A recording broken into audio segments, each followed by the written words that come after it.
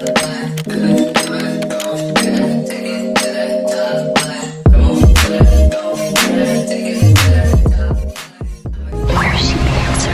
am I? That's not a secret I'll never tell. You know you love me. XOXO. Hi friends, happy Father's Day. Welcome into our mystery card, pick a card reading for today. I'm so happy that you are here. Welcome, welcome, welcome. My name is Felicia. I am a human and civil rights advocate, and I run a nonprofit organization called DIVAS Can Manifest that sponsors this tarot channel. We specialize in trauma recovery and emotional healing, but our topics range from a lot of different places. Okay, check the description box down below to see all of the ways that you can get in touch with me more about my gifts and our subject matter. Welcome. So we're getting into a mystery card selection, so the topic will be different for each pile, but so you can just go ahead and choose based on the motif above, and then we're going to get into it. Okay, so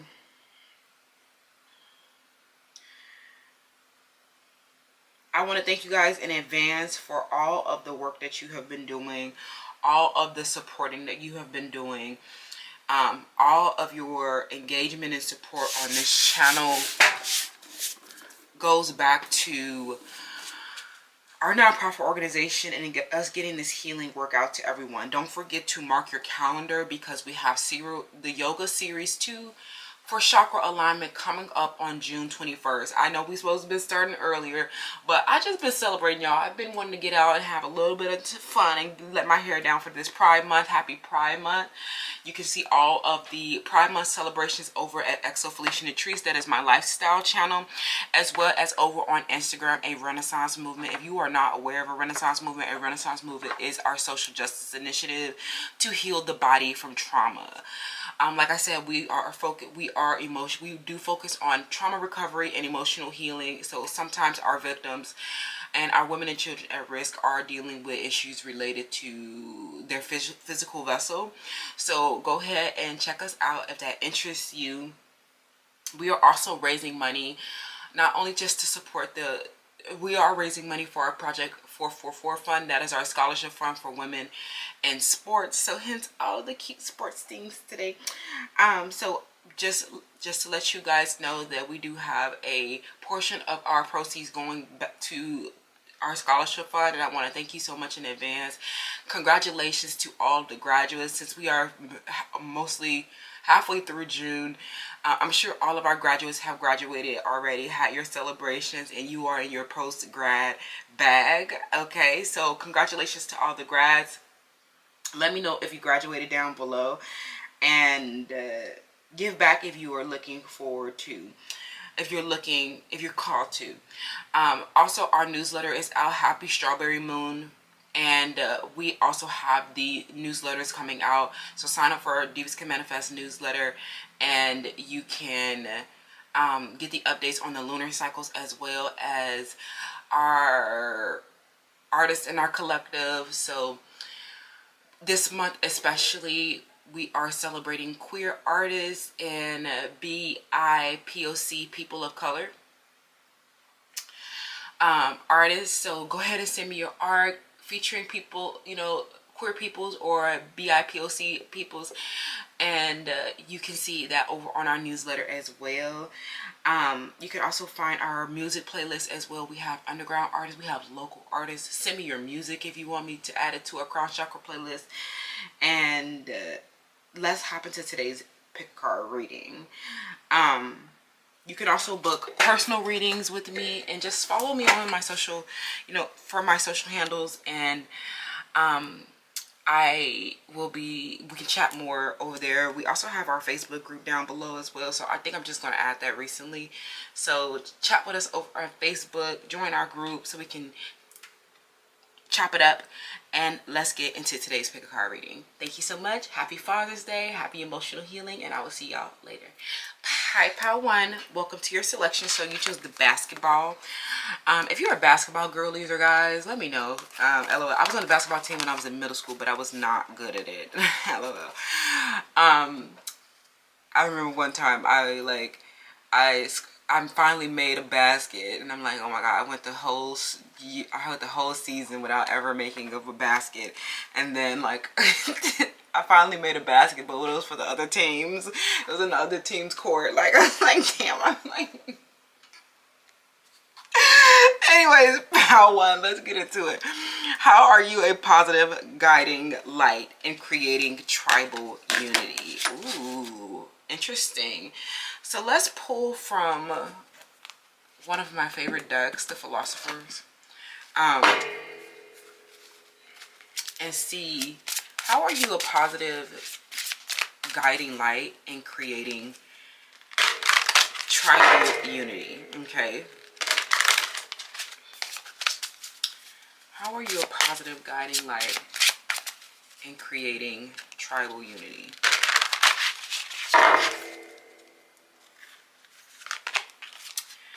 Ooh, Socrates, self-examination. So let's go ahead and read it from the book, okay, because they write so beautifully here. And I think it's just special for us to do on these days, to have a lot more reflection, okay. So let's see. Okay. Socrates compares himself to a gadfly, rousing you from your sleep to look at your life through the tool of self-examination. Awaken to the values that make your life worth living. Don't pass over the moments that cause you to pause and examine yourself. Strive to know yourself. Scrutinizing and reflecting on your beliefs allow you to live in the light of your convictions without apology. Direct your attention away from material values and turn instead towards the care of your soul. Your soul is nourished by living as virtuously and self-consciously as possible, and not by wealth, power, or fame. Refuse to buy into the values of the marketplace. These values lack imagination and speak to the poverty of the soul and not to your higher self. Think about Socrates' famous riddle. Wisdom lies in knowing what you don't know. When you recognize the limits of your knowledge, you are always open to learning and growing. Explore and ask questions without presupposing any definite answers.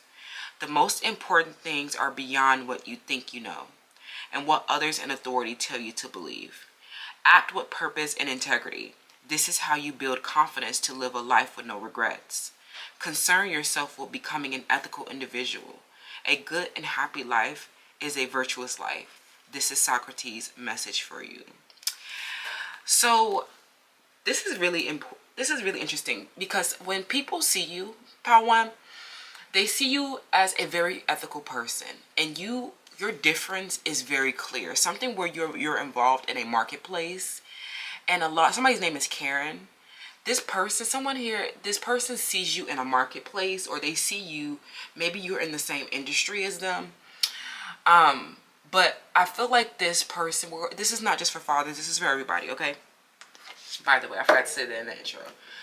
But this person, you're in the same marketplace as them, and obviously they're very codependent on your work, And some of them, you don't know these people, or some of them you are aware of them and you can see your influence all over them. These people, I feel like you do definitely create a tribal unity, and you are a positive guiding light. But a lot of people in this marketplace or this industry, they will never support you outwardly. They will watch from the catacombs and pretend that they're not influenced by you. And this is why it may be hard for you to garner success, or it may be hard for you to be like this fame or something like that, because you value the care of your soul over these material comforts. Like a lot of these people, they have been chasing up clout, and they have been chasing up fame, or they just had a very opposing value as you. And there's something that the way that you create and support tribal unity is quite literally by showing people the poverty of their soul. Some of these people have literally been disillusioned by you. So this is why it's going to be hard. Your position in this marketplace or this industry may be hard. It's hard for people to acknowledge you because you disillusion them, and make them aware of their own ignorance. Someone's name is definitely Karen. You make them aware of their own ignorance, and when they see you, they recognize the limitations or the limits of their knowledge, and that they have been lacking imagination, and that they have actually not been connected to their higher soul. Some of these people have been doing this for 20 years, 30 years, right? And they've been so mundane and mediocre compared to you. And you guys are coming in. Some of them, they were lying, especially if you're dealing with other spiritualists, terrorists. These people have quite literally, they were lying. And this was like, especially some of these tarot con artists. Someone's name is Yesenia or Karen or Paige or Brittany. Some of these people, if you're taking up a spiritual advisory or you are an energy healer, some of these people quite literally have been lying and pretending to be open to lifelong learning and growing. These people have not been ethical at all, especially these terrorists or people acting as mediums and promising to give you spiritual guidance and stuff like that. These people are quite literally, some of them are like famous, or they have a lot of like clout and a lot of like they're like popular or something like that. But these people have been a terrible authority. So you have come in and been reforming and making people aware of, like, you've been lighting, you know, enlightening people. And a lot of these people who they previously were like revering or like seeing, you know, they were regarding before, they're literally scrutinizing these people extremely now. Okay? And they're looking at it and they're like, well, they're comparing themselves to you with these values, okay? And that you were not like, you were a soul that was nourished by living a virtuous and self-conscious life. You have been showing like how you have been creating and supporting life is quite literally by teaching people to be themselves, teaching people to examine their life, to strive to know themselves instead of chasing up what is popular. You have been showing people how to stand by your convictions, and you have been so unapologetic. Your virtuous and self-conscious life reflect back to these other people who have been in the marketplace, and you are literally reforming this market. You are literally changing the entire chemistry and dynamic and makeup of this market.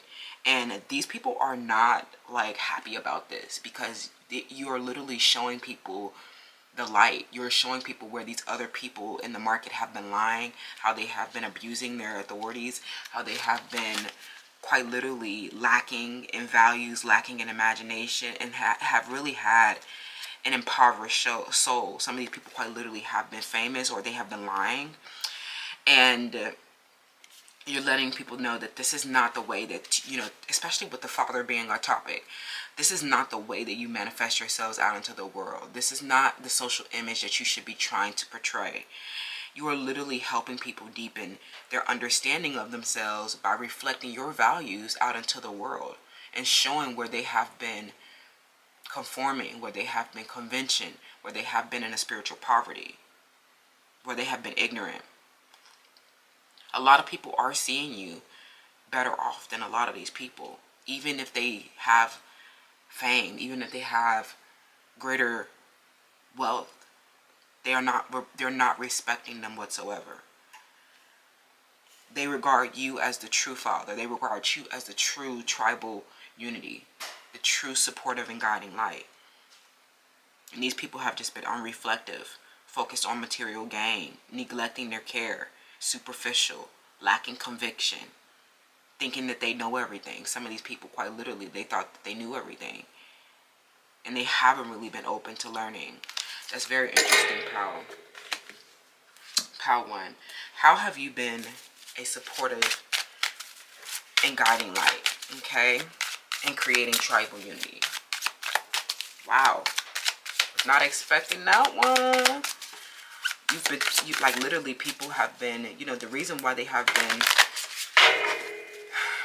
reflecting the shadows in this situation is because they quite literally haven't known themselves, okay? We have you are magic, okay? So you're definitely, I feel like, you know, you are very fierce protection. You are very, you're helping their spirits evolve. So some of you guys are, you could be feminine energy, but there's something about the way that you are, you know, it's like the Lilith. You are the dark, destructive feminine, and the fierce, like Black Widow, the fierce protector of the evolving spirit. People literally see you as magic, okay? I'm hearing, so, you know, this is something where this community, okay, I'm getting that there is a, you know, the tribe is actually undergoing a crisis right now. All eyes are on you. You are like the center of everybody's attention.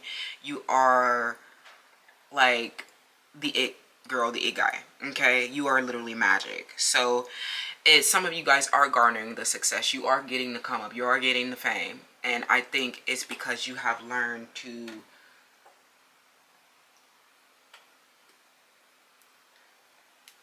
something where you have been, you know, the monarch of an empire, okay? Something where you may have even, you have a large commercial organization, and you are turning into a large commercial organization. It's because you've learned how to appeal to the South Node. You've learned how to appeal to the South End, and then you draw them in with some type of commercialization, and then they are actually reflected a lot of knowledge. They're actually reflected conviction. They're actually reflected, you know, you reflect their superficial values, and they cannot help but to be reformed by you, okay? Your strategy is amazing. You are an amazing guide is what I'm hearing, okay? All eyes are on you because everyone is following you. We have release. Okay, so I'm definitely getting that there is, you know, especially because this is a father video, there is like a situation where you have actually, you know, you've struggled with attachment issues, okay? Some of you guys have struggled with attachment issues. Maybe you have had an attachment to a man, or you've had an attachment to a father, but there's some type of attachment issue that you have literally overcame in your life. And I think that this is why you are so big on non-attachment. You're so big on leading, it's like you're so big on leading this non-materialistic life, and you're teaching people how to release. You're teaching people how to, like, the thing is, I think that, you know, I'm still learning about this myself, but I think that this is like the issue that comes in with these attachment issues is that sometimes people are not able, these are like, I think attachment issues really stem from a codependency. And when I think about codependencies, I think about how you're, especially as a childhood, in your childhood, how you're like how you developed, okay? Like maybe this is like through the how you're teaching people is through this like self-examination of attachment and codependencies, where you're literally healing some type of childhood developmental trauma, where you have you were traumatized during your childhood state, and you were like, you learned an attachment, or you learned some type of like you became codependent, and that was your mechanism for surviving, okay? So something where people, you were not, like, this is something that may even be happening on a very subconscious level, where people are learning some type of subtleties around their codependencies and their attachment issues. It's not that these people need more stuff. It's not that they need, you know, your clothes. It's not that they need your handbag. It's, you know, especially something that happened in the community where you have been struggling with a copycat, and you have been literally like, you know, like I said, these people may be bigger than you, famous. They're literally liars. They're literally liars and con artists. And you have literally, you know, you've been dealing with people who have been like stealing your work, or you've been stealing, you know, copycats, okay? Stealing your clothes, stealing your identities, because they quite literally have attached onto your belongings because they reflect your values. Or it's something like where, you know, people, like I said, it's not that these people need more stuff. It's not that they need your stuff. It's quite literally that these people have had a childhood developmental trauma or a codependency on you to survive, okay? And you have learned that, like, non-attachment. Some of you guys have been homeless before. Some of you guys have gone without a lot of the things that you needed. And, you know, these people, you're showing people how to release. Like, it's quite literally, you're like, look, you don't need any of this stuff to be happy. Like you see all of like something where people may have even, you know, you're showing people something around materialistic people. And it's like something where people have been literally jealous of your security, your wealth, and your possessions. And you're like, look, something about a Gemini. You're like, look, Gemini rules over social media as well. So I feel like this is a big social media like influence in this pile. Is that social media does not set the standard for anything. Because social media is a very new age technology and it's simply a marketing tool. The true private individuals and business owners that actually own the market share and have financial freedom and wealth, and they're not relying on fame, they're not relying on clout. These are people who understand the market. So it's kind of like you're helping people understand that like this fame on the social media or this materialistic image that you're trying so hard to mimic does not set the standard. What sets the standard is your ability to supply something. So this has been the whole thing. So it's like these materialistic people have been really struggling next to you. Okay, these superficial people have been really struggling next to you. Okay, because they think that I'm getting that you guys are minimalistic, or your possessions do enhance the quality of your life. They do have value. It's not, you have been going through a process where you have been learning the value of your material possessions. It's not like they're meant to help you enhance your life, not to chase some kind of cloud or a social image, right? And these people just want to look like they have your social class. They just want to look like they're doing the same things as you. Michaela, Sage, Paige, they just want to look like they're doing the same things as you, okay? We have renewal. I knew that was going to come out, okay? So I'm getting something around a competition. Yeah, I'm getting Aries energy, Gemini energy. It's like something where you may have even like, most recently, there was something where your purpose renewed, okay? And they see that it enhanced your values even more. They see that, you know what I'm saying? Like you deepened in conviction. And it's showing these people that this is not materialistic. Like people are literally regarding you as the GOAT. You are the greatest of all time. You are the boss. They see you as the boss. And it doesn't mean that you have to have like, that's the crazy part about it. It's like they're looking at you and they're not regarding your success based on like a social media following. They're not regarding your success like these people who, they were trying to, run up and chase up influence and power, and they thought they tried to gather around as many nobodies as they can. That didn't work out because they're still seeing you as the boss. No matter how many people you got, watching your aesthetic, you are not the person. You're literally not the person with the authority. We have the first house, more Aries energy. And then we have the self and identity. Yeah, more about the self. It's something about the way that you create and support the tribal unity is by literally like helping people get more in touch with themselves, helping people find their true identity so that it's not a competition for your identity. I think that this is what has been the whole issue. It's like your body, your presence, and the distinct qualities of your personality have been like highly sought after.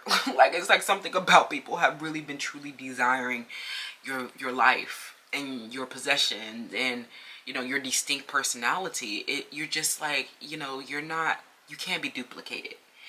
And I think that this is why people, why this reform has been happening, because in this situation there has been so much duplication. Okay, there's nothing, like I said, this I don't know what this marketplace has been a lot. It's been superficial, it has been clout chasing, it has been materialistic, and you're coming around and you're just like, this is a part of my essence, this is a part of like my essential self. And you're helping people release those attachments. Like you're forcing people, when they see you, you're like, look, don't look at me as like with my security, wealth, and possessions. This, all of how I present myself and my body and like my securities and possessions are a reflection of hard-earned blessings. It is a reflection of me alchemizing and transmuting pain into power.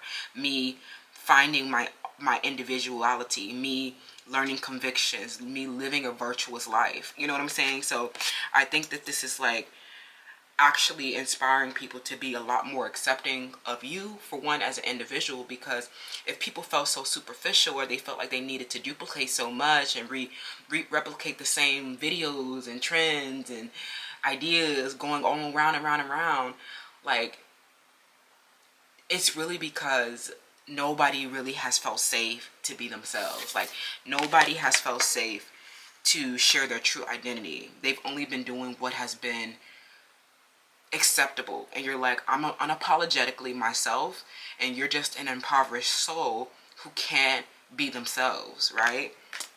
But I also feel like now, because you are becoming a large commercial organization, there are a lot of people who want to be like you, right? So it's like you will see people, like I said, trying to steal your knowledge, Karen, trying to steal your knowledge, trying to steal your image, trying to, mimic themselves alongside you. And it's quite literally because they are offended, or because they're very or it's like they're just very codependent on you for clarity and spiritual growth. And you have been showing these people that this is not the way forward. You will only get so far with trying to wear my identity like a second skin. Okay? So they will not, they will not survive the becoming process. There's no way that you can ever manifest my multifaceted being into abundance. You have literally solved problems. Okay? The way that you are there, for one, people have watched you solve your own problems, and you're like, look, I had to help myself first, and now I can come here and help others. The way that you are creating and supporting tribal unity is quite literally by showing people how to solve their own problems, right? It's like you solve people's problems as well. That's what dads do, low-key. Like, you ever notice how a man always have the answer to a problem, or they always have the technical skill that you wasn't understanding? Like, somebody's name is Eddie. We have root chakra. Yeah, oh my God, yeah. Okay. So, yeah, you are literally like, people have watched you solve a survival, insecurity issue that you have had.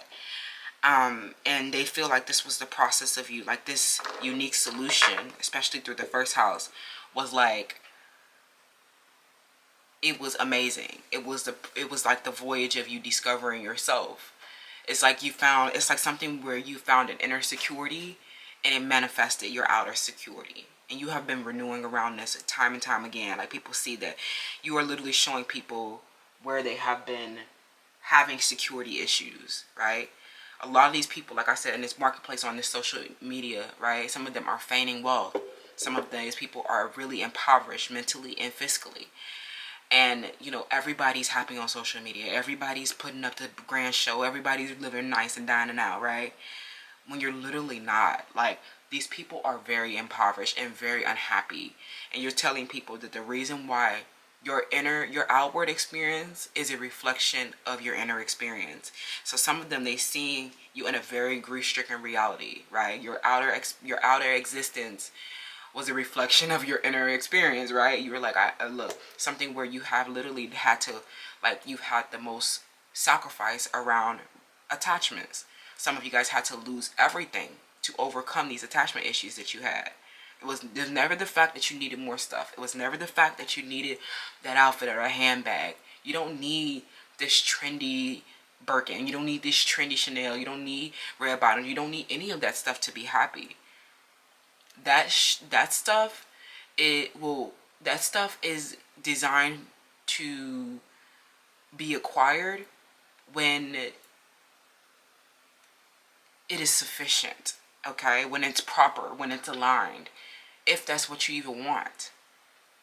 Some of you guys learn that shit is not even what you want. You don't care about any of that.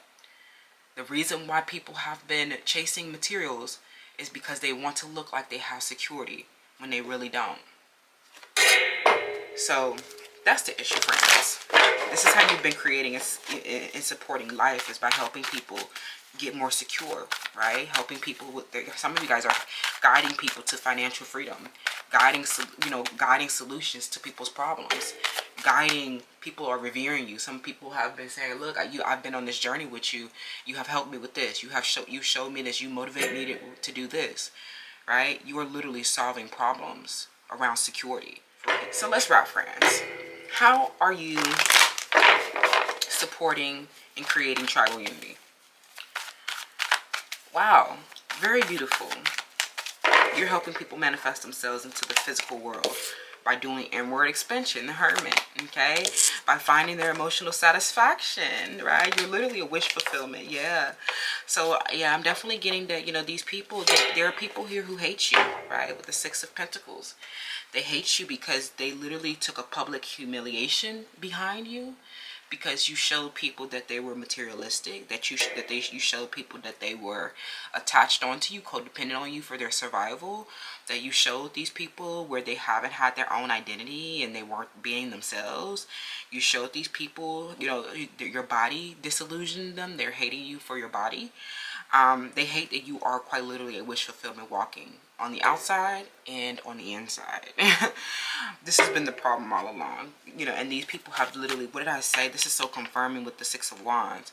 These are literally people who are cloud chasers. Someone's name is Michaela, Sage, Paige, Karen. These people are literally cloud chasers. I'm hearing all of these people who watched you solve a security issue, and they're literally just feigning wealth, or they're pretending like they're secure, they're pretending to be self-examined when they're literally not. Like, they're literally not. Like, tell me more about this Six of Wands. Like, people in this community, how you're creating tribal unity is by literally like some of these other people you had to shit on them so that you, like, so that people could see the truth. In this market, I'm hearing that these people got canceled. Jane, canceled. These people got canceled. Anna, they fell from the grace. They literally like took a huge fall because the truth about their like lies and deception and cloud chasing came out. Like, people thought that they were really trying to help, right? People thought that these people were genuine when they really, like, yeah, they got clarity around these cloud chasers, that these people were really limited. They're not in any position to help anybody else. They're not authentically empowered. They're just cloud chasers. I'm hearing that, and this, how you created tribal unity was quite literally by showing people, like, these are not proper guys. These people are extremely insecure, and they have been just stealing, copycatting, because they're a thief. They have no security, right? They can't survive. They don't have a positive self-image. Literally, everybody is aware of these cloud chasers with an ill will. Wow. This is the reform that's going on. You are literally everybody's wish fulfillment, because you are teaching people how to go within, and you're making it, like, in this marketplace, you're literally making it okay for people to be themselves and say, look, don't try to be me. Don't try to follow my trend or whoever else's trend. Do your own thing, and we're going to love it. Like, just period. We're here for it. If this is your authentic expression, that's just you. And I think this is what you're showing people. When you release those negative attachments to sex, money, and power, you found emotional satisfaction. And everybody else who've been spiritually impoverished, the truth came out about them. I love you so much, Power One. Happy Father's Day. Let me know how that resonates, and I'll see y'all in the next one. Bye.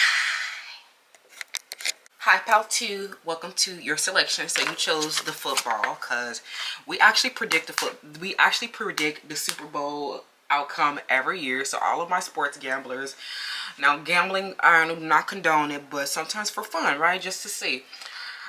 So LOL. So I actually got 1 year right. We predicted it 2 years in a row, and I actually got 1 year right. But LOL. So let's get into it. Football works.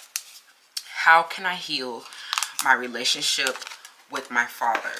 Interesting. So let's see. I'm guided to pull from this archetypes deck. Each of the piles will have a different spread. So if you're here from pile 1, just be cognizant of that. Okay.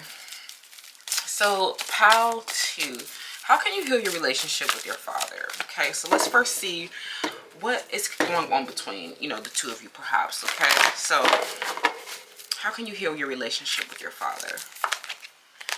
Okay, using the power of romantic attraction for private agendas. It came out in the shadow aspects. Okay, so for one, I feel like no matter what your gender is, I feel like you guys have been finding the positive seductive qualities about yourself. You've definitely been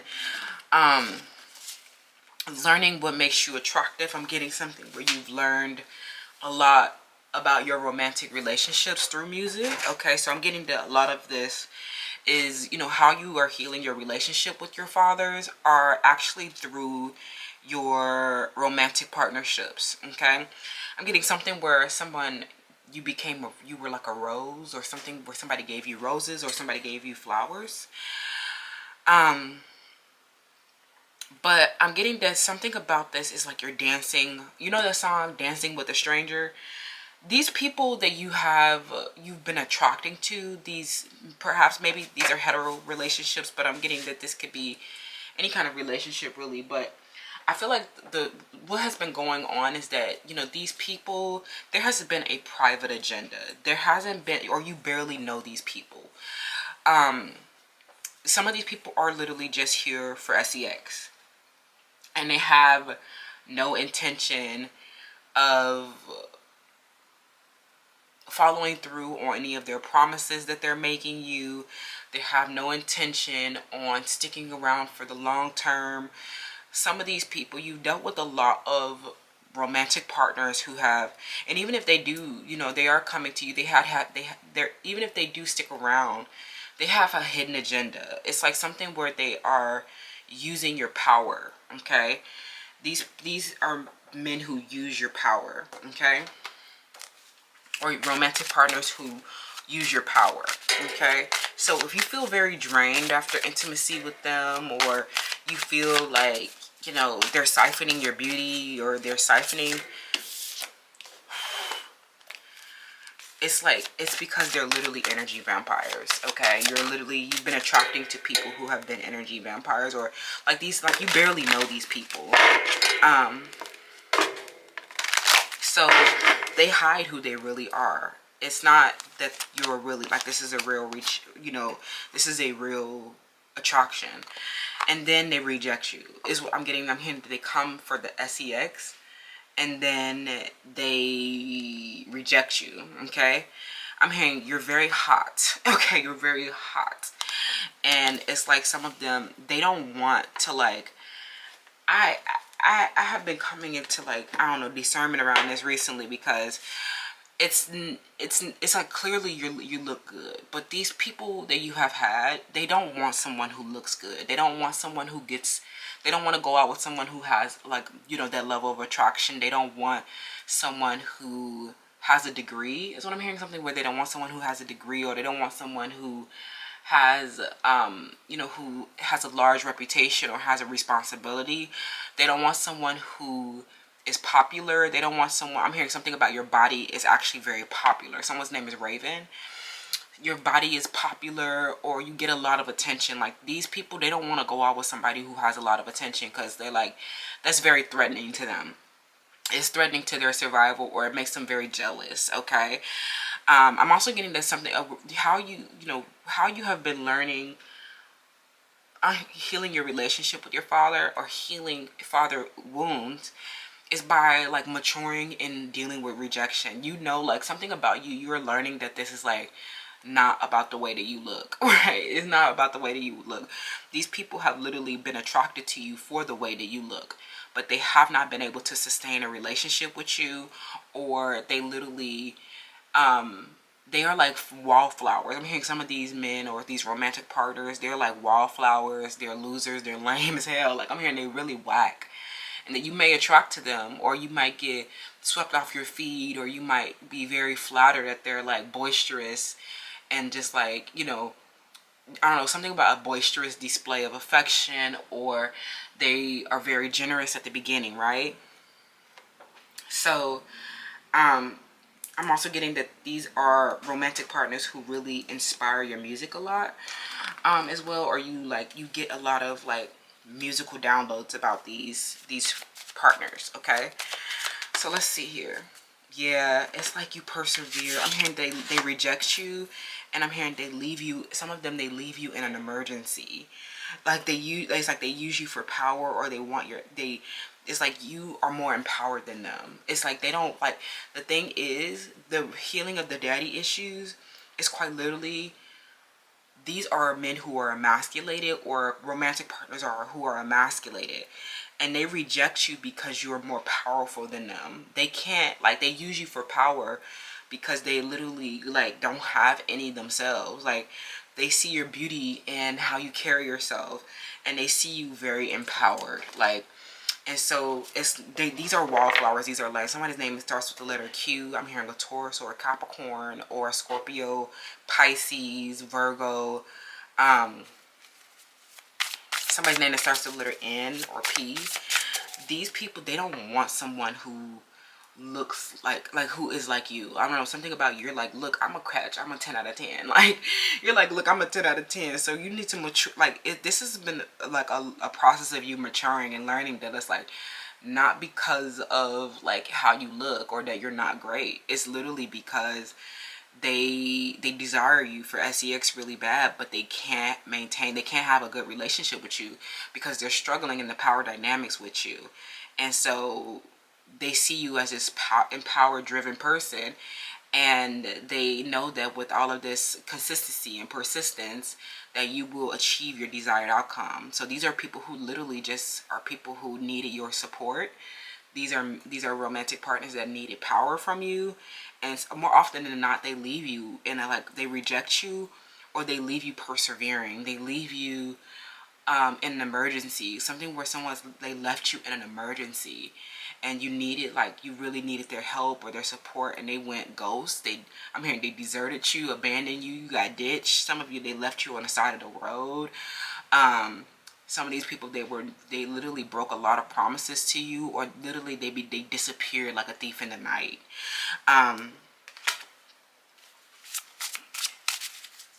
And I'm hearing that you were like, it may have been this powerful attraction, right? But you looked at them and you were like, what? I'm hearing that some of you guys have to be consoled by your mother, or you have to be like, you found a girlfriend or something like that. You found a friend, and you guys were like struggling and persevering together. Okay, so we have body work. So yeah, yeah. So these people, I feel like this situation, it's like they will choose somebody who doesn't look as good as you. Some of you guys, you might have even gone on a body transformation and was like, oh, I feel like this process of you maturing was like through this body work. Some of you guys healed your body. You started looking better. You know what I'm saying? Got hotter, got smarter. And you learned that the same issues kept happening to you. So it's not like, some of you guys, this was literally the maturation process, is you started to not internalize this rejection for how you look, friends. It's literally not because of how you look. These people have been, I'm hearing from a young age, you thought that these people were rejecting you for your body. Maybe some of you guys used to be fat. Maybe you went on a recomposition. This is literally not because of how you look, y'all. Okay, so they will literally choose a 4 out of 10, a 6 out of 10. They will literally choose people who are ugly, fat, so that they can feel, so their egos can get stroked by those people. They use you for power and character development, and then they'll go off with someone that they feel more comfortable with. They ultimately become very defensive of you. Somebody's name is Will. They were really jealous of your, like, how your body was active and fit. They were really jealous at how you were determined and action driven. You were very efficient at everything. They were jealous of your ability to read and write. Some of them, they were jealous of your speech and how you like talk and stuff like that. And like, you were just like, if you need a partner, if you're a very ambitious and driven person, you need a partner who is as equally ambitious and driven. You need a partner who is, not going to feel, you need a very confident partner and a very self-assured partner, and maybe even a partner with a mutual dream. You can't have a partner who triangulates you to try to hurt your self-esteem. Like, some of these people, they literally triangulated you with a 4. They literally triangulated you with somebody who is nowhere near you to try to hurt your self-esteem. So don't have any type of, this is the maturation. Don't internalize these rejections. These people were literally struggling with their power dynamics with you. And I think that this is how you have been healing your relationship with your father, is learning about power dynamics with, you know, the opposing force. These people, you might have this, you know, romantic attraction to them, but they hate you for having romantic attraction. Especially someone's named this Scorpio. They wanted you to hate yourself. They may have even tried to like demean you, or they tried to put you down or criticize you harshly. And it's really because they felt like shit. They felt like these are men who feel like shit. They feel like a failure. They feel like, you know, they'll go choose somebody else to try to hurt you, right? And you feel like you just need to persevere alone. Some of them, when they quite literally left you in an emergency, okay? Somebody's name starts with the letter N. Resistance. Yeah, some of you guys stood up to this person's rampant misogyny. Resistance is world making. Okay, France. Let's read this from the book. How are you healing your relationship with your father? Pile 2. That was crazy. I'm hearing you're literally a work of art, and they just have been not been doing well behind that. Resistance is world making. Decolonize your mind by questioning the cultural frameworks that form and deform your self-image. Pay attention to the subtle ways that you have been made to see yourself through oppressive categories like race, gender, class, and sexuality. Fanon tells us how the oppressed are made to feel insignificant, unworthy, and less than through human irrational forces of prejudice and bigotry. Tend to the wounds you may have received from internalizing persistent messages of hatred. Come to awareness first, and then acknowledge the hurt and damage you feel. Finally, develop self-love. The strength of your self-respect and conviction arms you with the power to make change. Self-confidence is a lethal weapon. It is the pillar upon which your arsenal is built. Resist wearing masks and assimilating into the dominant culture. This won't bring you closer to power and privilege. Oppression is built into a mainstream, just with others to create a new future and prepare for the uncertainty that comes during times of destruction and restructuring. Liberation struggles are world making. Abandon worn-out customs and traditions that have lost their living force. You are not bound by your history. Fanon thinks the past is disposable. Write the future out of your struggles and find yourself anew in the future that grows from your rebellion. If you can't breathe, you have no option but to fight. This is Fanon's message to you. Wow. This has been literally with this rejection. The issue has been the reason I'm hearing that something where how you have been healing your father issues is by one, your toxic projections. Stop internalizing these oppressive messages of hatred around these rejections, especially with these body typers or body working, right? Some of you, this person went off and they chose somebody fat. They went off and they chose someone ugly, stank, bacterial vaginosis. Some of them, they chose somebody white, colorist. You have been resisting this. Persevering on your own is not allowing these messages of hatred to wear you down. Stop assimilating into the dominant culture. These people, especially if you've learned about body typers, I'm hearing somebody who was a colorist or somebody who was, I'm hearing somebody who ghosted, abandoned you. These people have literally been oppressed, had unaddressed trauma, weighed down by their past, okay? Do not internalize that some of these people, they went back to their ex-partners because they haven't been able to overcome those traumatic experiences. These people have not been able to heal from those abandonment and rejection issues. Some of these people have had 70 years worth of failure. These people are literally failures at life. Some of them are completely oppressed. While you move into a new future, persevering into that, these relationships have been teaching you, these romantic attractions have been teaching you that these people have had no ability, they've only been destruction, so that you can restructure into your liberation. You've had to resist these negative feelings, right? And not let these people deform your self-image. Don't allow these negative messages of rejection to deform you, making you feel insignificant and unworthy. Some of these people have been irrational in their prejudice, irrational in their bigotry. Do not let this person hurt your self-image and your self-respect for yourself. Self-love and self-care and the strength of your self-respect and conviction arms you with the power to make change and persevere away from these traumatic experiences. I'm hearing that these romantic partners with their private agendas are extremely traumatic experiences, okay? Somebody, especially I'm getting people with plastic surgery, BBLs, color, body typing, skin color. These people have been wearing masks and they've been trying to assimilate into the dominant culture. They have been social climbers and they haven't been oppressed. This oppression is built into the mainstream. But the future keeps changing. So if these people, I'm hearing that they try to body type and they try to get to a lighter skin color, and then that skin color is not popular anymore. They try to body type and get to like, I'm gonna get a BBL. Well, nobody likes those anymore. Do not let these stories of rejection do not internalize these stories of rejection.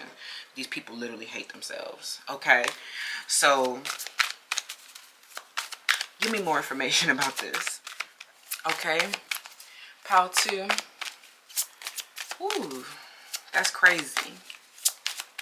I'm hearing that they come in and they try to act like paternal with you. They try to act fatherly with you. They're very generous, or they provide for you, and then they leave you in an emergency, okay? And then they reject you for someone else, okay? So they're using you for sex and power or something like that. We have the second house. Yeah, these are people who haven't had, Leo, okay? This person has not had, or Pisces especially. These people have not had, they haven't had the same beliefs and values as you, okay? So they have been oppressed peoples, and you have been a liberated person, okay? So, and you needed to resist them, right? Not prosperous. Not prosperous. We have divine masculine. There is a divine masculine here. So, so I don't know who this is yet, but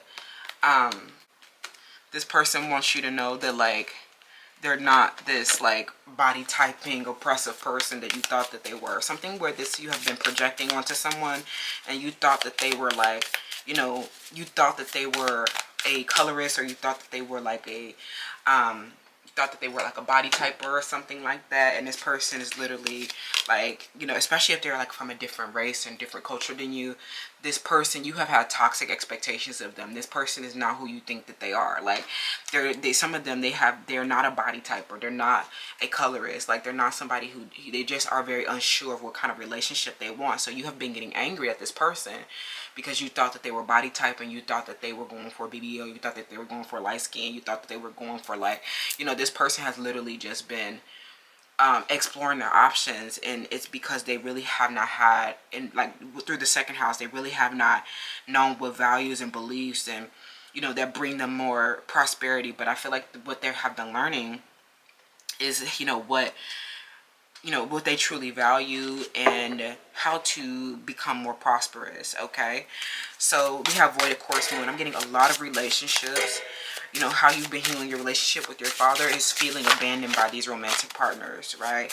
When they withdraw and disconnect, you're left to persevere on your own, right?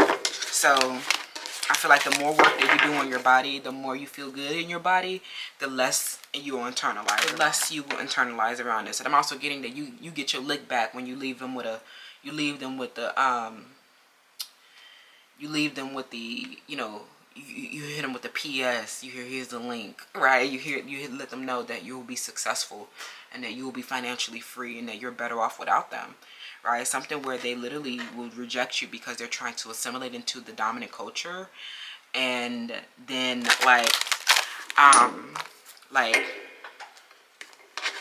you learned that they were just like, that nothing was coming of the situation because they were just so pressed and just like wanted you for your body or wanted you to like have sex or something like that. But something where you are actually, you are the one that's assimilating into the dominant culture, and it's not because you were desiring it out of oppression. Like something where you might be, you know, your romantic partner, you have been, all of these romantic partners that you've had who have private agendas, right? They have been actually very oppressed, haven't had any power, but they've been helping you address these like they have been helping you like address these traumas that you have been experiencing with these romantic partners, where they leave you in an emergency or they leave you with a lot of grief. And you know, after sex or something like that, they act like they're nurturing, sensitive, and caring, right? And then they reject you, and like, because they see you with essence and personality, and they're not used to you, a person like you, having essence and personality and feeling empowered and liberated to be themselves, and they just are not liberated, right? You can't be with somebody, and then now like they see you with someone from a different racial group than you. They see you moving into the dominant culture, and they're like still stuck there body typing. Like you were the one that wasn't body typing, and you're the one that's assimilating. LOL. Hollering. So some of these people, they hated to see you with resources. I'm hearing a lot of romantic partners that hated to see you with resources. I'm hearing Sagittarius. Okay, so let's see here.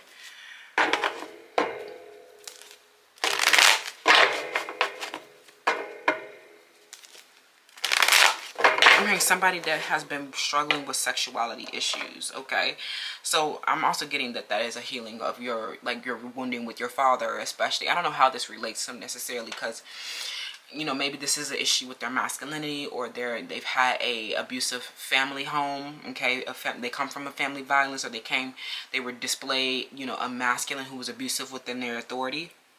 And so this is how they've been acting. And some of them, they haven't realized that their father actually was struggling with their own sexuality as well. Somebody's name that starts with the letter K or N or J. So some of them have had, you know, they've been struggling with power dynamics and their masculinity. Some of them are overbearing, controlling, and demanding, and they reject you when you don't let their rampant misogyny run wild. Like some of them, they wanted you to, like, they were very misogynistic. They have really been, this Scorpio or someone's name that start Will or Bill, they hated the fact that you would not conform or like let them run wild and like normalize their misogyny. Like they wanted to abuse you and take it, like they wanted to overpower you a lot. And you know, they didn't want you to show your personality. They didn't want you to have essence, and they were just like boring and obsessed. LOL.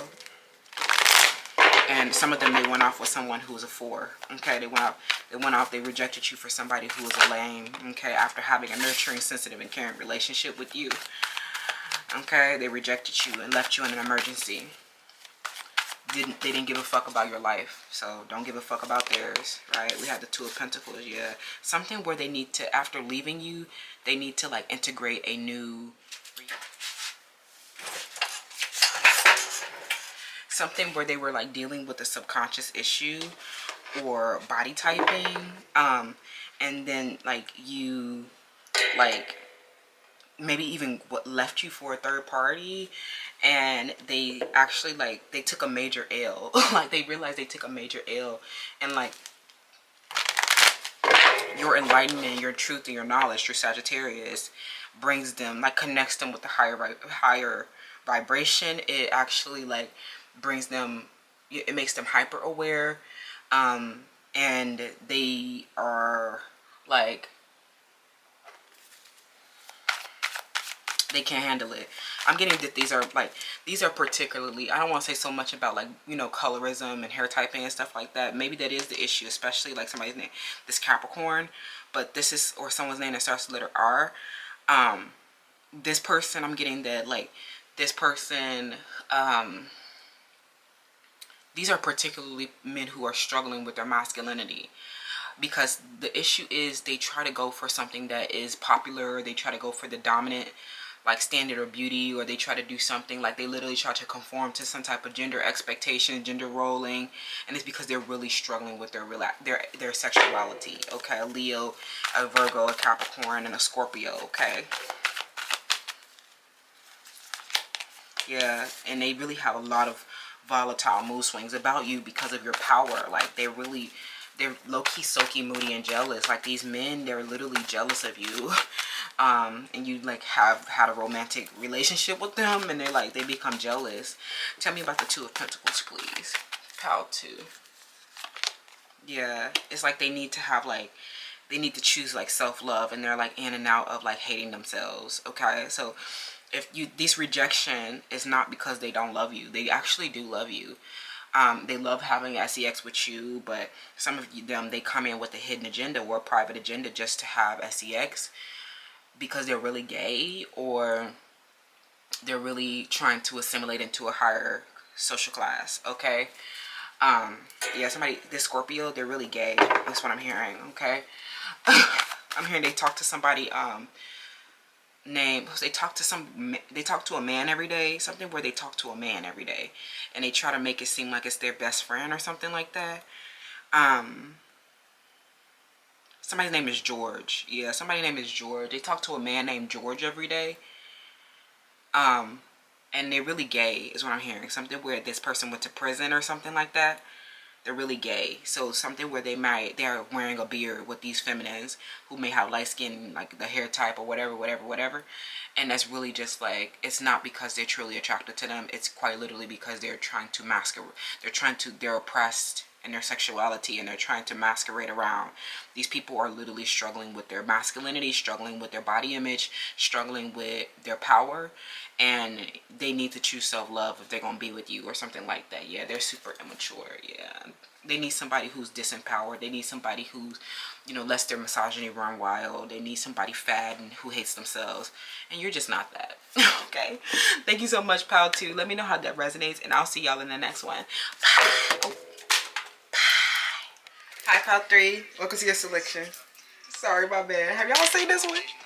Y'all, this one go crazy.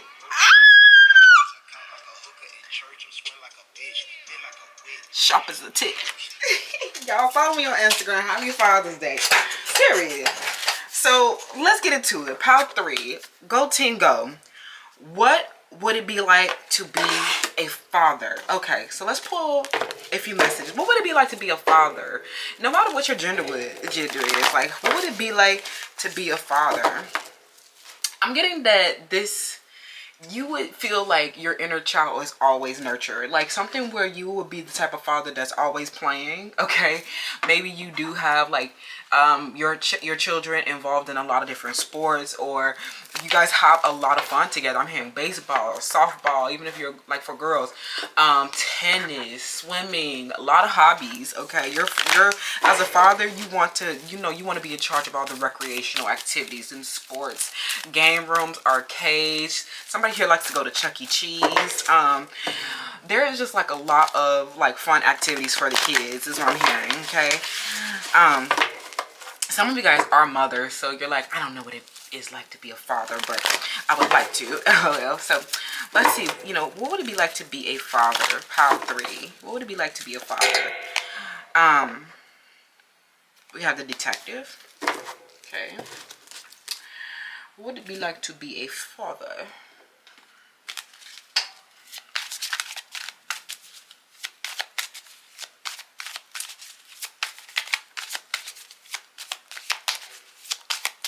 I don't know, something about like your father taught you how to be observant, or your father taught you, maybe you are like a teacher, your father is very smart, or you are a father yourself and you're a teacher, like somebody's name starts with the letter A or E. It's something like you guys are very smart with some type of technical skill, so you are like,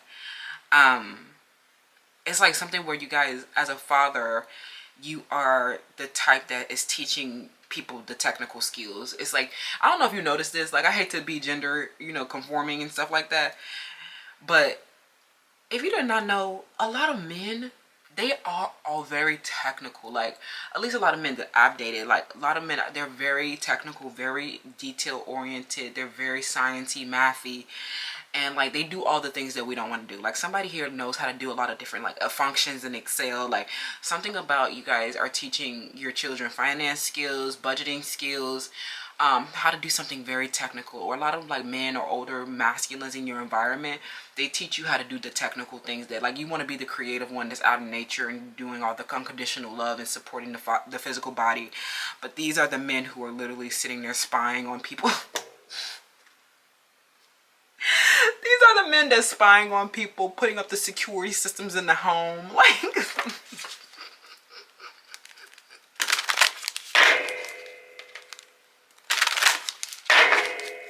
putting up the security systems in the home, tapping into the technology. I'm hearing that as a father, you're literally going to be spying on kids. Like, something where you're going to be watching your kids nonstop or something like that. Yo, I was not expecting that. It's like you watch them like a hawk. You got a camera in their room. You got a camera in the house. You like to make sure kids are safe and things of that nature. Like, you ain't playing about your team. Like, period.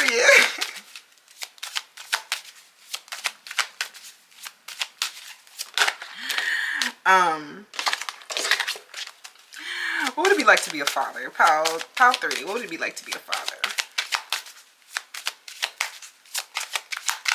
LOL, that's funny. I'm hearing something where you're always seeking out the truth.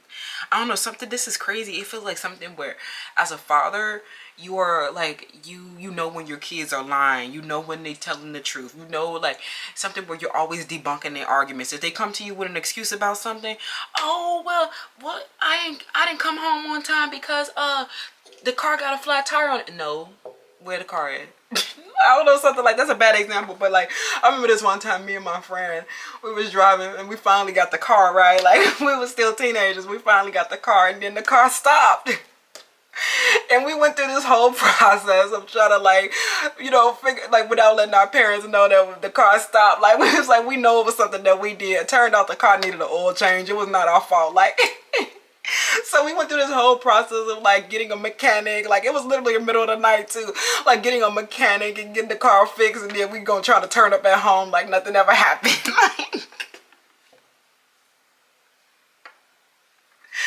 And then the dad come through like, well, this story don't add up. Like, something where you as a father, like, the story, you know when the children's story ain't adding up. Like, it's something where you're literally reading them like a book. Like, you know how to, it's like you sharp as a tick. Like, you catch every single thing. Like, oh my God, like, crazy. That's funny, actually. Lucky.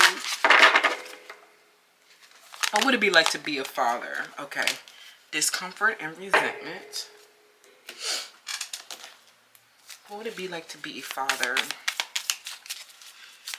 I'm hearing there is 2 men here, okay? They were like a father to you. Yeah, something where we have eroticism, desire, and sex. Yeah, I was getting 2 men that are very resentful at you because they're resentful at you for something, okay? Because of your career and your public life. I'm hearing something here, a Scorpio or a Capricorn. These are mid. They teach you like the shadow sides of the father, and like, it's something where there's a lot of eroticism in the relationship. Like, you guys have like, it's like a lot of desire and sex. Okay, I don't know how this related to how you'll be a father, but just give me a little moment. It's kind of like these people show you some type of shadow sides of the father, and they show you what kind of father you don't want to be like. Especially like, these are men that you had sex with. I'm getting a large age difference, 20 to 40 years. And they actually become very uncomfortable around you when they find out that you have a career, okay? When they find out you have a career, this is like, I don't know, it's making me so uncomfortable. Like, you might even become uncomfortable as well. Because these are, I don't know, these are men who, they are watching you, especially with this detective that's coming out in the shadow aspect. They are watching you in your career, in your public life, but they abandoned you when they were like a father to you. Something where they abandoned you and they left you without a home, or they, like, the home broke down. And they cannot stop desiring you now, okay? So this is somebody who can't stop desiring, you know. Boo. So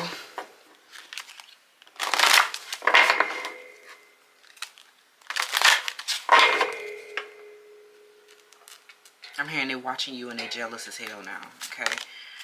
We have Mercury coming out. Yeah.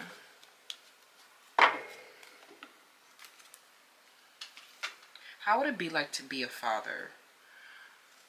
Pile 3. Let's get from the Philosopher's deck, because I feel like this will help us draw everything together. Okay. How would it be like to be a father? This kind of feels like a continuation from Pile 3, low-key. Okay. Private agenda for SEX. Okay. It's like they just want you for SEX, but then they learned that you had a career and it made them resentful. Okay. Something where they thought that you were just built for SEX, and then they learned that you have a real career. I think that this is why these men who were like fathers to you, they showed you that, like, I don't know, something where they showed you the shadow ass at the father. Okay, so let's get back into it. Okay, friends. So these men, they, you know, I don't know, this feels like a continuation for Pile 3, but some of you guys, as a father, you literally will make sure that, you know, especially if you have daughters, you will make sure they can speak for themselves, that they have a mind of their own. And on top of being beautiful, it's not just about being desired for SEX. And I think that that's where a lot of feminines go wrong, is because they think that, oh, submission means that you are an idiot, or it means that you don't have a role to play. Being submissive does not mean that you don't have a mind and that you don't speak. It means that you have a positive and supporting guiding light who values the feminine contribution. And I feel like when, especially like you'll learn how to like work as a team. And I feel like a lot of the, you know, romantic attractions that you have had, they haven't been able to cope with you having a mind and speech. It's like something where they see your mind and your speech after desiring you for SEX, and they get very triggered by this. Okay, they grow resentful at you for being a full package. Okay, I think that is the issue. They grow resentful. Okay, we have La Mestiza. That's interesting. Some of you guys, I don't know if you guys remember this video, but this came out in the why did you meet this person? Okay, so this feels like this is someone who they were just, some of you guys are struggling to get your closure around a relationship with someone who they were never meant to be the long term. Okay, this person, I feel like you have been at a crossroads with somebody, and this person, I'm hearing something where this person, they have literally just been, their purpose was to help you survive this crossroads that you've been at. Some of you guys, this is like not a, like, this is not a very, this is a hard situation that you're in right now. Because these people have been struggling to make a decision about something. You're dealing with something where you're dealing with people who are making up of different identities. Okay, somebody here is struggling to find, kind of switching gears a little bit, somebody here is struggling to decide what kind of relationships that they want, and so they have not been able to make a decision about something. Okay, so let's read it. Let's get some more information, and then we'll figure out how this all comes together. We have Gloria and Anazaldua La Mestiza. To survive the borderlands, to be at a crossroads. Welcome the many facets of your identity with all its layers and contradictions. You do not need to plant your feet in any one soil or perspective. Reject the myth of a uniform self. Escape cultural expectations about who you are supposed to be. Refuse to be split by labels. Anazul and Gloria writes about a mestiza consciousness of the borderlands that belongs to those who straddle multiple cultures, languages, and value system. Mestizas are threshold people, moving freely within and among different and often conflicting worlds. Release yourself from the myth of purity and work through the confusion and isolation of not belonging to a particular group. Allow yourself to shift and travel between the many different identities that make up who you are. Seeing from multiple perspectives, you no longer need to accept the superiority of any one culture, race, sex, or character. Embody a new mythos, and form new communities that respect no boundaries. This is Gloria's message to you. So, as a father, maybe I'm getting that maybe you have struggled with this with your own father. Maybe your father was very uniform or militant in a certain type of way. And a lot of fathers or men are kind of like this. But you as a father will make sure that you don't reject parts of yourself. Like I said, some of these men, they grew resentful at you and rejected parts of yourself because you have various identities. You have they have been really oppressive towards you because they haven't embraced and welcomed the multiple identities that make up your experiences and your self-understanding. They have not allowed you to travel. They have not allowed you to shift. They have not allowed you to be multiple. Insist on your right to be multiple. These people have been wanting you to fit into their box. They have been wanting you to bend to their will. They were overbearing, controlling, and demanding. These are the kind of fathers we don't want. They wanted you to fit neatly into a single identity box. They wanted a uniform and self-constrained subject. This is their need for strict boundary lines. Some of these people, you dealt with them father that was very strict. Fearing difference, right? Some of these men, they never traveled, never did anything, right? Some of them went 70 years and didn't establish a career, never traveled, never lived a prosperous life because their own fear of multiple, right? You are very multiple. It's like something where they grow resentful at you for being multiple. They grow resentful at you for traveling. They grow resentful at you for exploring and expanding your consciousness. They treat you like you're an alien. They treat you like they leave you on the outside. They treat you like you're they treat you like you don't belong. And you're just like, well, maybe I don't fit into your cultural group because I'm not supposed to. Like the mestizas. We form something about you're forming a new community that has no boundaries, that doesn't accept, one culture as the superior race, sex or character, right? Some of you guys are members of the Pride community. Happy Pride Month. And you're like, I'm an intersectional minority and I have a lot of different identities that make up who I am. And it's like something where they felt something was conflicting about you. They felt like something was contradictory about you. They felt like something, your culture, your language, your value systems. They had cultural expectations of you, and you're just like, these are not what I conform to. Okay? And they had a really big problem with that. And I feel like that was something where you may struggle with a lot of people who were providers or masculines who were father figures, right? They had an issue with you having a mind and speech. They had an issue with you being desired for sex. They had an issue for you being multiple, right? They couldn't handle the multiplicity. They couldn't handle you not prescribing to their cultural expectations of you, okay? And I feel like as a father, you're gonna make sure your children know that they're a part of your team and that they can be a team effort. Means that sometimes you play multiple roles. It takes a village. A person a true father is a positive and supporting guiding light through the 10th house and through the frequency of divine masculine energy, helps you bring your dreams into fruition with compassion and wisdom. These people, romantic attractions, romantic partners, they haven't been a supporting and guiding light. They haven't helped you bring your dreams into fruition. They think that they have had influence. They think that they supported it away, but you haven't done shit. A Leo, somebody's name starts with letter N, an ex-partner, they think that they did something when they really were abandoning you and rejecting and not embracing aspects of your identity. You're nowhere, you don't have any authority or influence over here. You were just another person who failed, who frowned and flopped because you conformed and didn't want to embrace my multiple identities. You were the one that became discomfortable and resentful at me having multiple identities and me rejecting negative stereotypes of sexism and racism. So, as a father, what would it be like to be a father, you may struggle with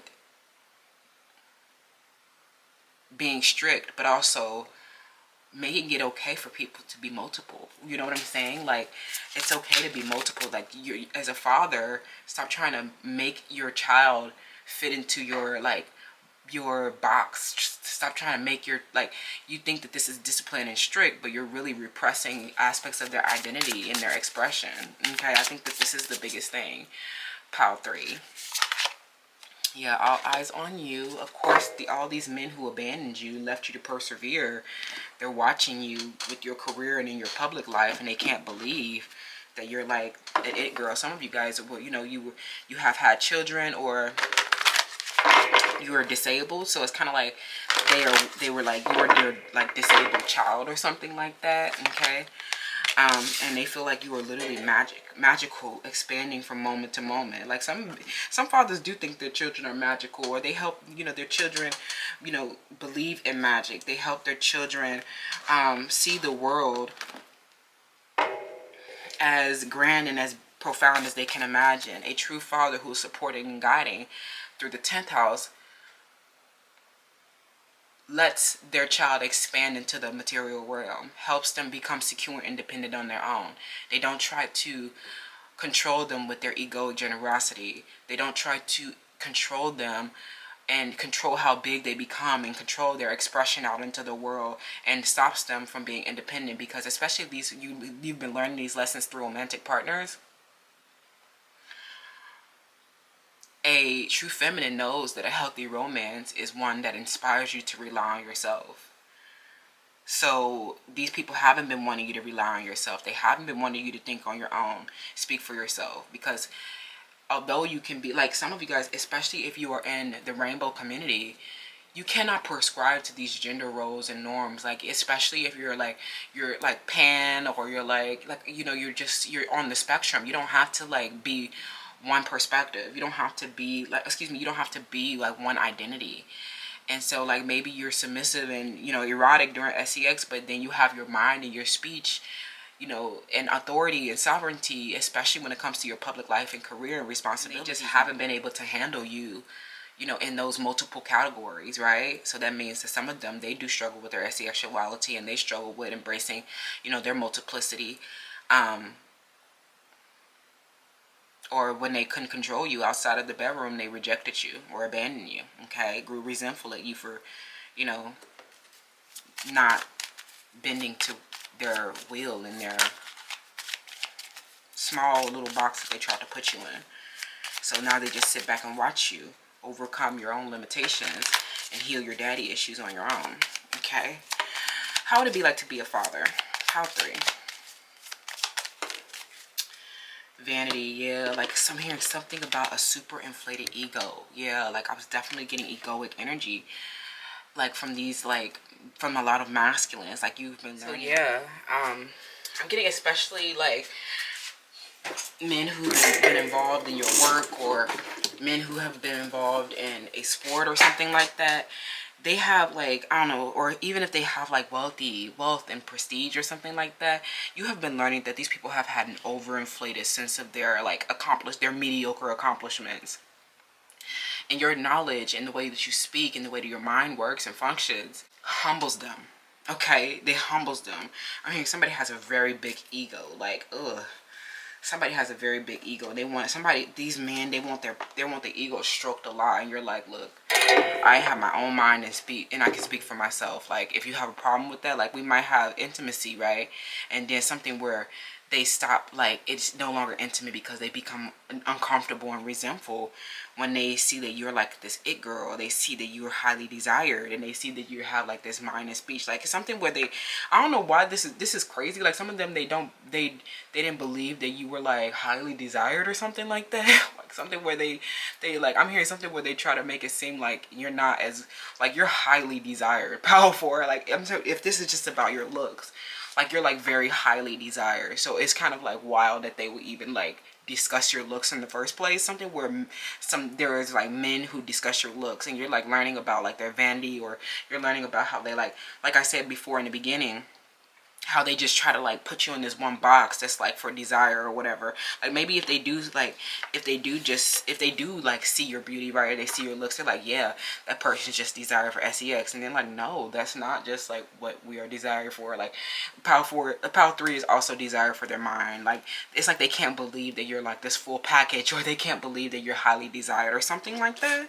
And you're like, you show them that like everybody wants you, like something where everybody wants you, but not everybody can keep you, honey. Okay, so sorry guys, I'm getting a little flustered in this reading because my eyes are starting to hang low. Getting a little tired, my coffee ain't kicking in. Okay, pile 3, you know, what will you learn from being a father? Yeah, the fighting needs to stop, right? 6 of Cups in the reverse. Okay, yeah, there's a relationship here, lovers, where, you know, they're wishing that things can go back to the way that they used to be, right? But it ends up being this imbalance, or this strain and stress on the relationship, because it is an unconventional relationship. Something where there, like I said, there may be age gaps, or there may be some unconventional aspects where you guys actually do attract to each other because of that, right? Because of the multiple identities. But some of these people, like from pile 3, some of these people are oppressed. They're struggling with their sexuality. They're very egoic. Some of these people are involved in a sport and they just want, you know, pile 3 for a beard, or they want, you know, they want somebody that they can control, or they're not able to have a good relationship. Like they may be attracted to you for your beauty and you're, you know, very desired, you know, very erotic about you, and then they grow uncomfortable, and there is an imbalance that's created when they start to see multiple identity. When I think the issue is like, especially these men these romantic partners that you had a very erotic relationship with them, and you're hot, like you're very hot, like it's like you're like everything that they wanted, and then they turn around and, you know, start fighting you, and there's a conflict when you don't let them control your mind and your speech. I think that's the whole thing. And as a father, you're going to make sure it's okay. Especially like a lot of women grow up getting abused and grow up normalizing this misogyny, grow up normalizing like not being able to think and speak for themselves. Like you need to, like as a father, teach your kids like teach your kids self-examination, and teach your kids that it's actually a team effort. It's not that this masculine or this man or this patriarch gets to run rampant over the household. They actually, like some of these men, they thought that they could do whatever they wanted, right? Some of them, they thought that they can go and cheat on you. They thought they can fight you, beat you down, make you ugly. Like it's something where they thought that they could do anything that they wanted to you. They thought that they can run wild. And you let them know that actually I'm going to use my mind, and I'm going to get myself out of this situation and understand what's right for me, right? So, you know, this relationship that may be good in the bedroom is actually not, like there's a lot of resentment and uncomfortability when I try to have like a more fulfilling life outside of this. Some of them, they didn't want you to move or travel or leave the house. And you're like, that's not working for me, okay? And you were able to think for yourself and learn what was right for you. And now they're just wishing things could go back to the way they were. And they're watching you in your public life. And, you know, they're seeing you growing and expanding and moving from moment to moment like it's by magic. And that your manifestation is coming true, right? And that they were just like, some of them, they thought, like I said, they thought because they were the patriarch or the head of the house, that they were like the more successful one. And then you showed them like, actually, I'm the more successful one.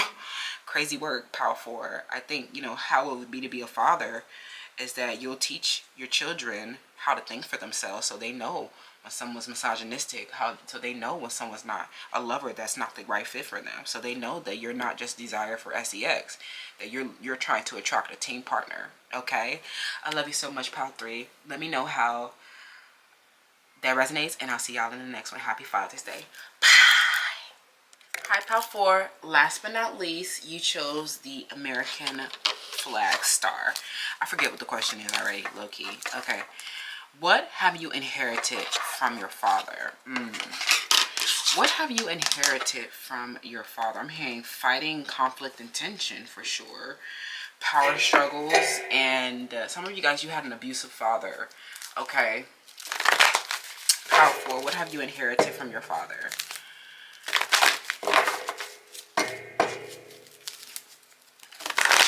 Somebody's name is Philip. I'm hearing something that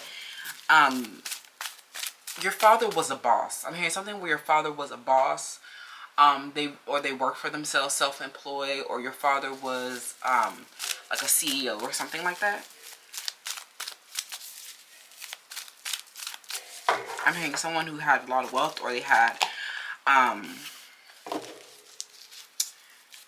a lot of wealth, or they had a lot of this person may have been very generous. Like, I'm getting a father who was very generous, or your father was a very they served humanity a lot. I'm hearing maybe your father did a lot of community service or a lot of giving back, or something like that. Okay, so let's see what's going on. What have you inherited from your father, Power 4?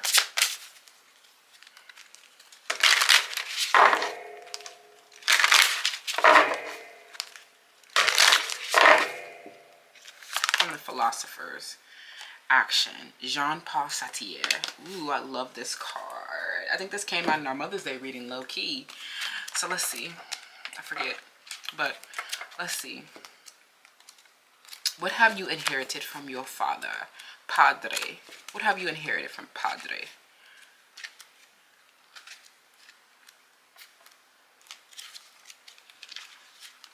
I'm hearing a tradition. There's a tradition that you've inherited from your father.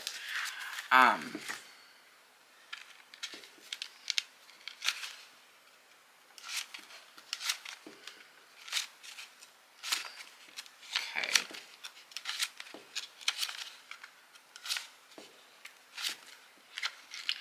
Won't stop, won't mess my groove up, cause you already know how this thing goes. You run and tell your friends that you're leaving me. They saying they don't see what you see in me. You wait a couple months, then you gon' see. You'll never find nobody better than me. I feel like it's something that you're attracted to within a masculine. Something that you've inherited, a characteristic of your father that you are actually romantically attracted to in your partners. Okay, LOL. Something that deals with your love life, I feel like. Okay, maybe you are very attracted to, like, you have like a kink in romance or something like that. There's a kink in romance. Some of you guys, you like to date a lot of older men. I'm hearing a lot, big age difference. Okay, something that relates to your men. Okay, for others, this is a tradition. Where the hell is the damn thing at that I've been moving up past? Oh, like,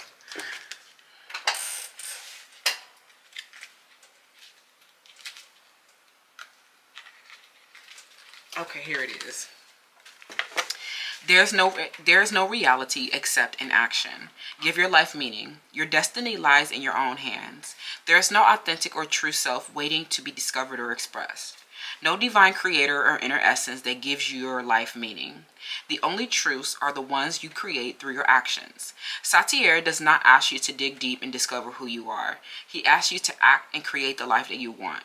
Your life is a product of the choices and actions and nothing more. You are fully responsible for how your life turns out. If your life is not going the way that you want it, change it. Your life is a work in progress. It is never determined once and for all. Don't get stuck in an unhappy life that you think is not of your choosing. That is bad faith. There is no one to blame for how your life turns out but yourself. You are always free to choose and live life different. Free to choose and live life differently. Even making no choice is to choose to keep things the way that they are, or to have others make the choices for you. There is no escaping choice. This is why Sartre says freedom is a burden. Even writing ironically that we are condemned to be free. Make choices that give your life meaning and purpose. That is Sartre's message for you. So some of you guys, this could go either way. Some of you have dealt with, there's like a lot of romantic partners that have actually served as father figures to you, and they helped you overcome inaction. I'm getting someone's name is Andre, or somebody's name starts with letter A. Okay, maybe these are like men who showed you how to take action, something where they showed you how to like get up and get to it. They showed you to go get it yourself, right? And these were not men who like want to like. These are not men who like you may have been attracted to initially. These are like men who you grew in attraction over time by them nurturing you as like as a father figure, low key, like something where they helped you learn how to make your own choices. Like they may have like, you know, they may have like, the relationships may not have worked for different reasons, but they let you know that nobody has the, you know, there's the way that your life turns out is all about you. Even if they are providers, even if they give you money, they tell you, they show you that the way that your life turns out is a result of the choices and actions you took or did not take, right? They inspire you for real to take those actions, right? And like you learn that like you create your life through your actions. So I feel like a lot of, you know, what you've inherited from your partner, what you've inherited from your father is, some of you guys, if you have a negative perception of your father, I definitely feel like this is like something that you have had to struggle with. You've struggled with inaction. You struggle with taking responsibility for your own choices. You struggle to give your life meaning. Through the 10th house where the father rules, you've struggled to manifest yourselves out into the world. Okay? Giving your power, surrendering your power of choice over to an external force was never the way to go. Some of you guys, you were sitting there, you believed that you had no choices in your life. You had no power to change your life. And you have been like learning that, you know, learning to get up and change your life. Okay? Baby, let me change your life. Now let me see that you can get anything you want. Okay, I think that's K-Money. LOL. Change your life. Get up and change your life. Okay, we have rest. So, something about your father taught you how to take rest. Okay, something where you may have, I don't know, something where you may have like, went off with you went off with an older man, or you went off with you went home to visit your father or something like that. Maybe your father's disabled, retired, old, senior citizen, and it's something where you went in and you started drinking and started like, I don't know, you start drinking and you start watching TV. You're like, okay, I didn't even know I needed that rest. Thank you, Dad. Some of y'all's like, Dad, I need help. And your dad let you rest. I'm hearing something about your dad let you rest, friend. LOL. So that you can get back up and go take those actions again. Like sometimes you just like, you know when to take rest. LOL. Okay. What are you inherited from your father? Power 4. This is so cute. Some of you guys, you have a father that wears glasses, or they wear their hair slicked back with some gel, okay, something like that. Some of you guys, your father is a teacher or the professor. I'm seeing them at a chalkboard a lot. I'm hearing some of them, they are professors or something like that. They're very smart. Some of you guys were homeschooled, or you were taught by your father or something like that, okay. This Pisces, okay, teaching you skills and teaching you how to do different works and things like that, educating you. LOL. I'm hearing it was teaching you. I'm hearing your father teach you a lot. What have you inherited from your father?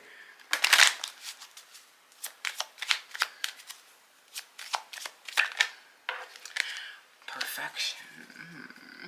Okay. Now we're getting juicy. We getting juicy. Power 4, we getting juicy. Something is perfect. Okay. Something that you have overcome, a daddy issue that you have overcome, have made you free. Okay, this is perfect. I'm hearing that this was perfect divine timing, overcoming these daddy issues, this daddy healing. I'm hearing that your truth in overcoming this, something that you inherited from your father that was destructive, have actually inspired you and have, you know, to take compassionate action to serve humanity. You are, because of some type of father wounding, father healing that you've done, you are literally serving humanity. And something where you're teaching people, like maybe even like you not learning, you like your father, some of you guys were dealing with an emasculated father, a father who didn't support the family, who didn't provide the family structure, who didn't have security. Maybe they were drug addicts, or maybe they were the ones that was the feminine, right? They was the one wearing your wig and handbag, okay, period. But it's something where, you know, you were taught how to, like, you taught yourself how to get free, okay? And I think that, like, now they're seeing you rest, and they're seeing you have time freedom, they're seeing you have leisure, because you know, learn to manifest yourself out into the world by healing these daddy issues, okay?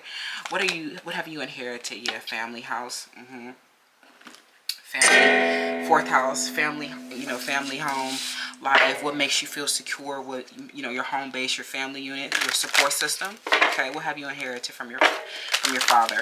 Power four. Sorry, you guys. This is what happens when you get overheated. It is so hot in Texas, LOL. Okay, let's see what's going on, power four. I'm over here breathing, hyperventilating in this, I need to get a fan up in this piece. It's hot as hell. Okay, power four. What have you inherited from your father? Okay, I'm hearing that you definitely, like, you know, you haven't had a true, like, your home, your father was not supportive and secure, okay? The home base, I'm getting the home base was not good. These fathers have been terrible. So some of you guys, you have been working through different relationships where you may have had supportive and secure men, okay? But I'm also getting that getting rejected by these men as well let you know that they were not your true support system. They let you know that they were not your true security. And this, when you stop attaching to these men out of some type of daddy issue, you stop, you know, internalizing the rejections, you got free anyway. And you kept your self-respect about yourself. You put up, I mean, something where a lot of men actually reject you when they feel that, like, when they see your boundaries, or something where you deal with a lot of men who actually get angry at you for having boundaries, and it's because you respect yourself so much. Like something where you dealt with an abusive father, or you saw this, like, this misogynistic person in the home displayed to you, and you learned that they were just, like, they were not a secure, supportive, like, father. And maybe, like, you inherited, like, normalizing these kinds of relationships where you had a dysfunctional relationship, a dysfunctional man around you, and who was really just, like, in conflict, fighting and resisting, and not truly supporting and secure within the family unit. And you learned that this was, like, especially with the fourth house being here with your mother, if the mother was present, that this was actually somebody who disrespected your mother, who actually did not support your mother, who actually was not a member of the family, right? So this dynamic that was presented and displayed to you, portrayed to you, was not a representation of a functional relationship. So you healing those daddy issues and learning that a conflict, or somebody who's in and out of your life, somebody who's barely showing up, like, no, you're not there, you're not supporting and providing, then you're not, like, the person that needs to, like, that I need around. Like, you're not there, right? Supportive, you're not secure, you're not stable. And you learn not to internalize that. You're like, look, if you want to be somewhere else, then bye. The fuck? We don't give a fuck. Some type of father that was in and out of the home, who was barely there, not really fighting in the home or something like that, domestic violence. You're like, look, we're going to put up a lot of boundaries between, you know, you and me. You can't come in and out of my life. We're not about to be fighting. I don't give a fuck. If you can't be here and act as a team player, if you have, you know, an exaggerated belief that you're the only way that I could succeed, you know, you put up a lot of boundaries around people until you feel safe and secure. Until they show you that they're truly supportive of you, then they don't have certain privileges and accesses to you. Somebody thought that they was about to run up in your whole raw. No, you're not safe and secure. You're not here. Somebody's name is Will. I don't know, somebody here, Bill Will, a Scorpio, Cancer, Pisces.